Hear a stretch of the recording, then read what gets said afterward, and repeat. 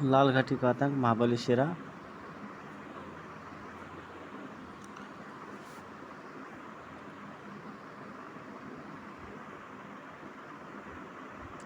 गर्मियों के दिन थे और दोपहर का समय। कैसा सुंदर दृश्य है। बुजुर्ग आदिवासी कहते कि नदी आर पार इलाके में भूत प्रेत और चुड़ैल रहती है। जो भी एक बार उस इलाके में गया वापस नहीं लौटा। पर्वत के उस पार का इलाका सदैव से ही शेरा के लिए आकर्षण का केंद्र रहा था। वैसे वह उधर गया एक बार भी नहीं था। अगले ही पल आज मैं उधर जरूर जाऊंगा और वापस लौटकर उनके मन में समाये अंधविश्वास को दूर कर दूंगा। अभी वह नदी की धारा के बीच में ही पहुंच पाया था कि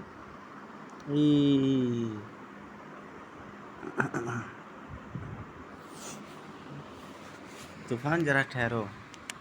शायद कोई स्त्री मुसीबत में है। मुझे इस ओर चलकर उसकी मदद करनी चाहिए।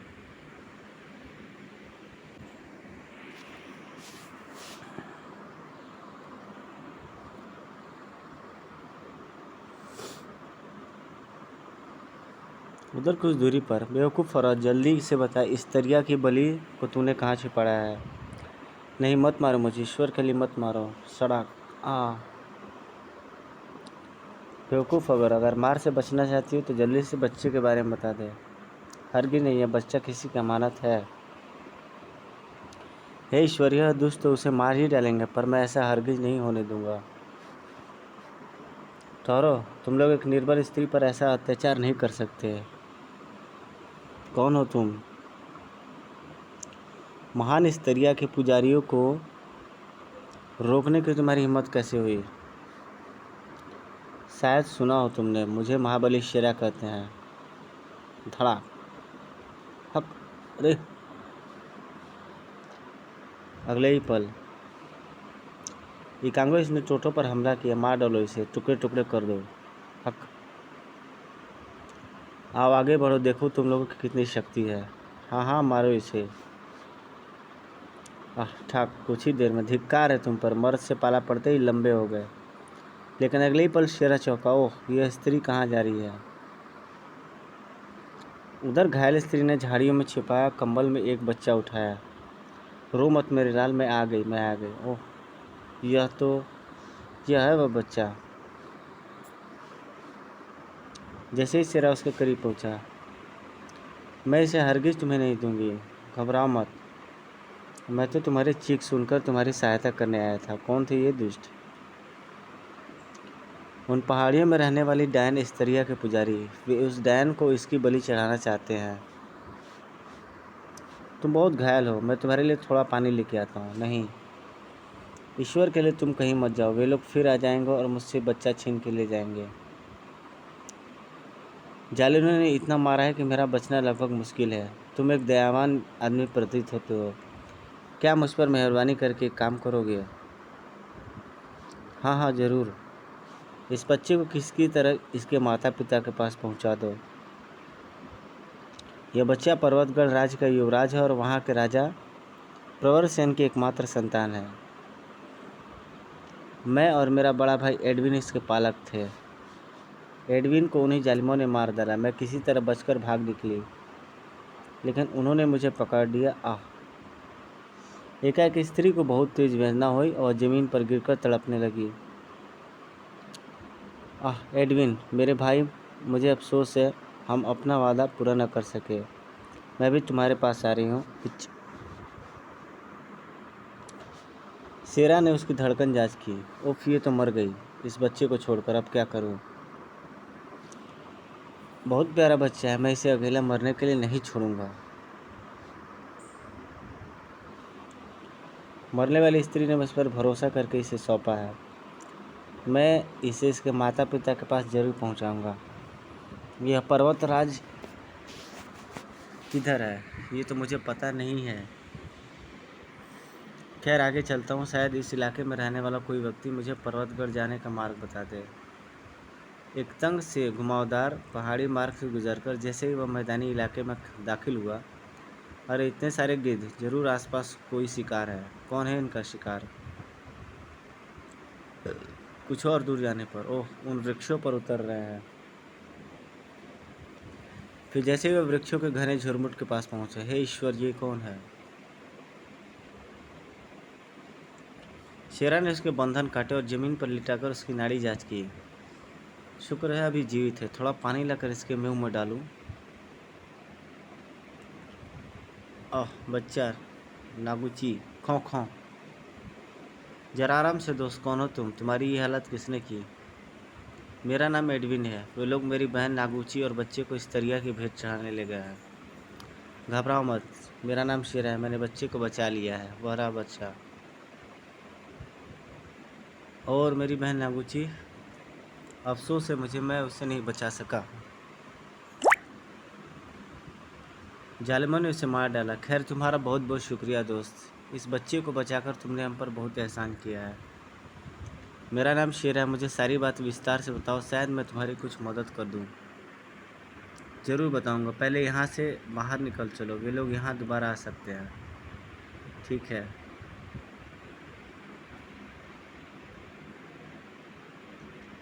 मार्ग में एडविन ने शेरा को बताया, राजा प्रवर सेन वरुण देवता के उपासक हैं और डैन स्तरिया काली शक्तियों की मलिका। स्तरिया अपनी उन काली शक्तियों के बल पर राजा प्रवर सेन को मजबूर करना चाहती है। वह वरुण देव की पूजा छोड़कर उसकी पूजा करना शुरू कर दे। इसलिए स्तरिया एक एक करके उनके 7 बेटों की बलि ले चुकी है और यह बच्चा उनकी 8वीं संतान है। वह अपनी राजा इतना दुर्बल है कि अपनी संतान की नहीं रक्षा कर पाता। असली स्थिति की तुम्हें जानकारी नहीं है दोस्त, इसलिए ऐसा करो।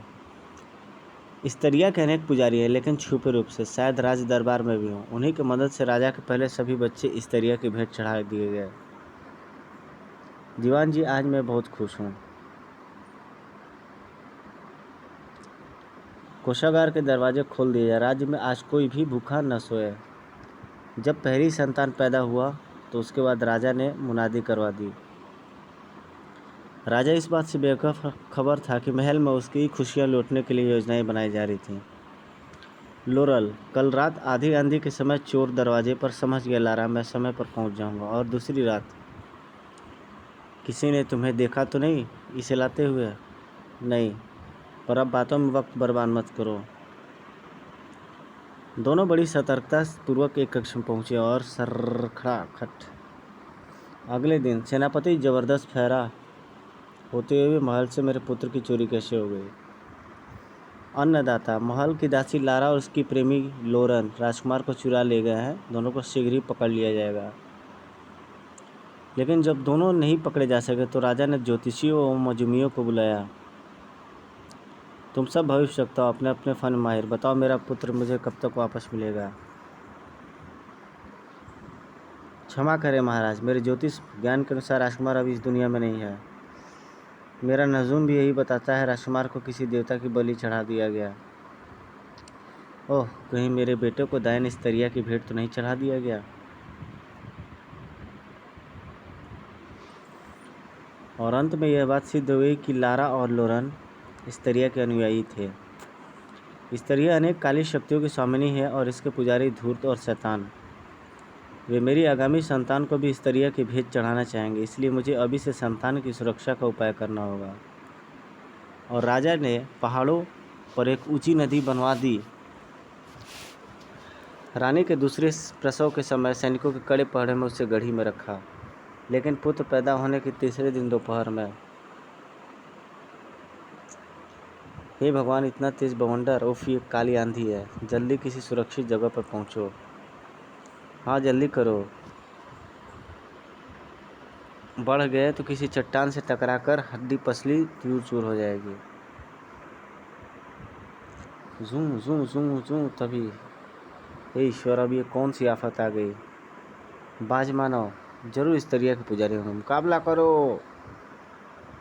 लेकिन बाज मानव सैनिकों से ज़्यादा फुर्तीले सिद्ध हुए। फिर यही हाल राजा के बाकी पुत्रों का हुआ। राजा की हर योजना को इस तरिया के पुजारी विफल करके उसके पुत्र की बलि अपनी देवी को चढ़ाते रहे। और फिर उन्होंने तुम्हें और तुम्हारी बहन को ये बच्चा सौंप दिया ताकि किसी नामालूम जगह पर जाकर तुम लोग इसकी परवरिश कर सको। तुम्हारी बहन मृत्यु से पहले ये बात मुझे बता चुकी है, लेकिन तुम्हारी बहन को इस बच्चे कि माता पिता के पास पहुंचाने का मैं वचन दे चुका हूँ। महान हो तुम शेरा। लोम काली नदी के पास पहुंच गए। यहाँ से हमें बेड़े द्वारा पर्वतगढ़ जाना है। इस बेड़े को मैंने नदी की ऊंची ऊंची खरपतवार के बीच वहाँ छुपाया था। देखते हैं वो अभी है या नहीं, या स्त्रिया के दुष्ट पुजारी इसे नष्ट कर गए। कुछ ही देर में शेरा एडविन के बताए स्थान से लट्ठों का बेड़ा खींचकर खुले मिले आया। क्या तुम इस बेड़े पर स्थायी रूप से रहते थे? हाँ, यूं ही समझ लो। जाओ तूफान, मैं जल्दी वापस लौटूंगा। और फिर वह भी बेड़े पर सवार हो गया। कुछ देर बाद बेड़ा नदी की लहरों पर तैरता आगे बढ़ रहा था। फिर न जाने कब नींद आ गई और शेरा और वे तीनों ही सो गए। अचानक नदी के जल से विचित्र प्रकार की कुछ सूंडें बाहर निकली और उन्हें जकड़ लिया। शेरा चौंक कर तुरंत उठने को हुआ, लेकिन हे ईश्वर, ये तो मुझे जल की ओर खींच रहा है। मैं किसी तरह तलवार निकालूं। अंततः वो अपने प्रयास में सफल हुआ। अब निपटता हूँ तुझसे। खचखचाक। आज़ाद होते ही वह सूंड पर लपटा जो बच्चे को जल की ओर खींच रही थी। रो मत गुड्डे, मैं अभी आया। शेरा के अगले बारों ने एडविन को भी सुगड़ू को भी मुक्ति दिला दी। खचाक गड़ब। यह सब उस मायाविनी का चमत्कार था। लगता है उससे बच्चे के बच निकलने की खबर मिल गई है। अब वो हर संभव उपाय से इसे छीनने का प्रयास करेगी और मैं उसके इस इरादे में कामयाब नहीं होने दूंगा। फिर शेरा दान द्वारा बेड़े की गति तेज करने लगा, लेकिन दान तो काम नहीं कर रहा है। ऊपर से बहाव की गति और तेज होती जा रही है। हे ईश्वर, क्या होगा अब? आखिर अब हम फंस गए इस दरिया के जाले में। अब हमारा बचना मुश्किल है। शेरा, बैठे रहो एडविन, मैं कोशिश करता हूँ कि बेड़ा को सही सलामत इन चट्टानों से बाहर निकाल ले जाऊँ। अभी उनका बेड़ा चट्टानों के नज़दीक पहुँचा ही था कि यह कैसी आवाज़ है एडविन? पता नहीं शेरा, लेकिन कुछ और जागने पर स्थिति स्पष्ट हो गई। हे भगवान, इतनी आंधी पानी की लहर! एडविन देखो सामने की ओर। हिम्मत मत हारो और बच्चे को कसकर पकड़े रहो, मैं कुछ करता हूँ।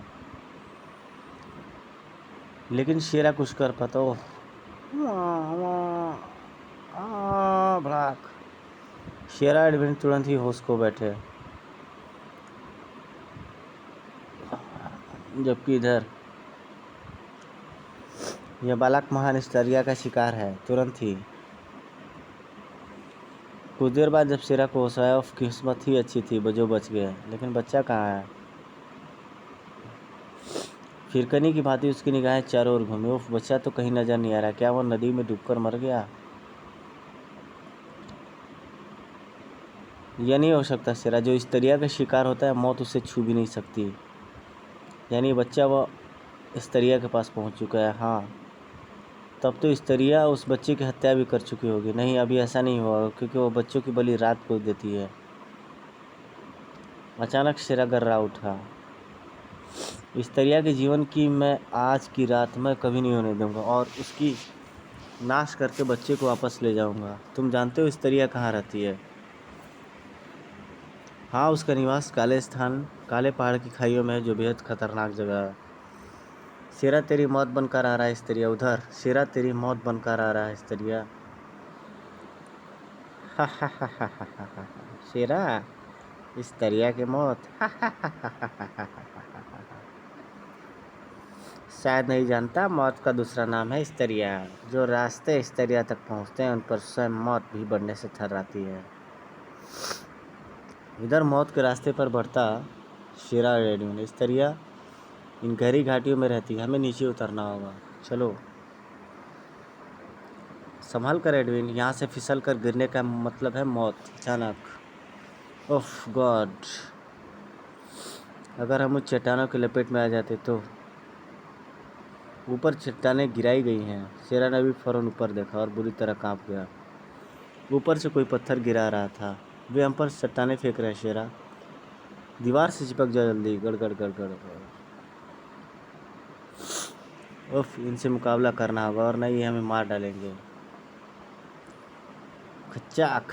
शेरा के चाकू से घायल राक्षस अपना संतुलन न संभाल सका और आ अगले पल गड़ गड़ गड़ गड़ भड़ाक। उफ, ये आज का मार के ही छोड़ेंगे। आग उगलने वाला पक्षी ये कौन? बचो एडविन। दो साधारण मनुष्यों पर काली शक्तियों का दो तरफा हमला। इस छोटी सी जगह पर हम इस दो तरफा हमले से कब तक बचेंगे? तभी पक्षी नीचे आ रहा है। एडविन, मुझे अपना हाथ दो। और जैसे ही पक्षी नीचे आया, उफ, ये तुमने क्या किया है सिरा? अब हम नहीं बचेंगे। अपनी मौत तो वैसे ही भी थी, शायद इसी तरह बच सके।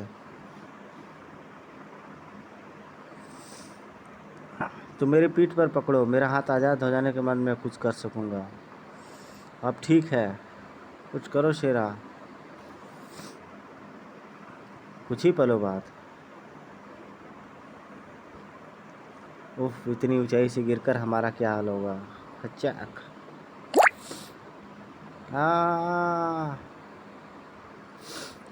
इतनी ऊंचाई से गिरने के बाद हम जिंदा है, विश्वास नहीं होता। किस्मत ने हमारा साथ दिया। एडमिन, आगे बढ़ो, रात होने में भी कुछ ही देर बाकी है।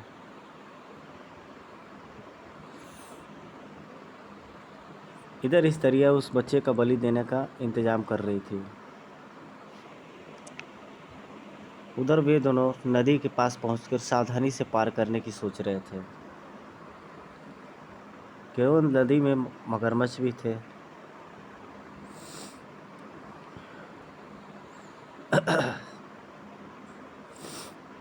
किनारे की तरफ भागो एडविन, जल्दी जल्दी। मगरमच्छों के लहू से नदी का पानी लाल होता चला गया। वाह, कितनी वीरता से मुकाबला किया तुमने। छोड़ो यार और आगे बढ़ो, रात घिरने जा रही है। हम इस तरिया की गुफा के पास पहुंच चुके हैं शेरा। कहीं इस तरिया अपने प्रयास में सफल न हो गई हो।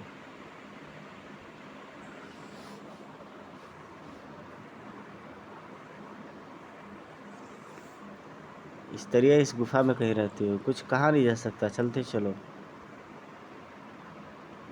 हर्र, इससे बचना मुश्किल है, भागो। नहीं, मैं कायरों की तरह नहीं भागूंगा, मरते दम तक इसका मुकाबला करूंगा। शेरा, मैं कहता हूँ भागो। उफ, इसकी आग से गुफा का पत्थर बुरी तरह टूट के गिर रहा है। हर्र, पूरी गुफा ढहने जा रही है। एडविन, भागो। उफ, हमें समाप्त करने के लिए कैसे कैसे हथकंडे अपना रही है इस तरिया।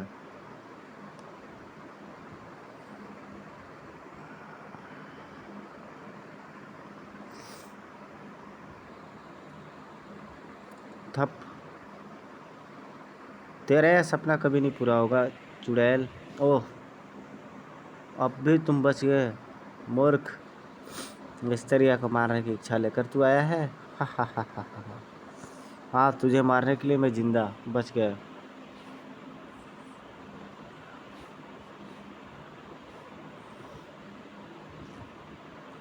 ओह, इसके दूसरे साथी ने अपनी जान देकर अस्त्र को बेकार किया। इसी पल शेरा का शरीर हवा में लहराया और अगले ही पल तूने महाकाल की बलि छीना, अब तू नहीं बचेगा। अगले क्षण फुसफुस। ओह, तलवार हाथ में आते ही शेरा ने बिजली की फुर्ती से बच्चे को एक तरफ लिटाया और इस तरिया पर टूट पड़ा। जल्द ही उफ, ये क्या हो गया? महाकाल की प्रतिमा टूट गई। कुछ ही पलों में मेरी सारी तांत्रिक शक्तियाँ समाप्त हो जाएंगी। मुझे यहाँ से भागना चाहिए।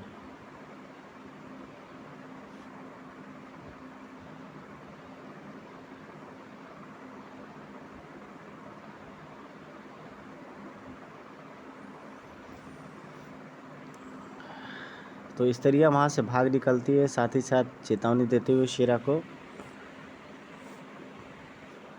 और शेरा उस बच्चे को सही सलामत उसके पिता के पास पहुँचा देता है।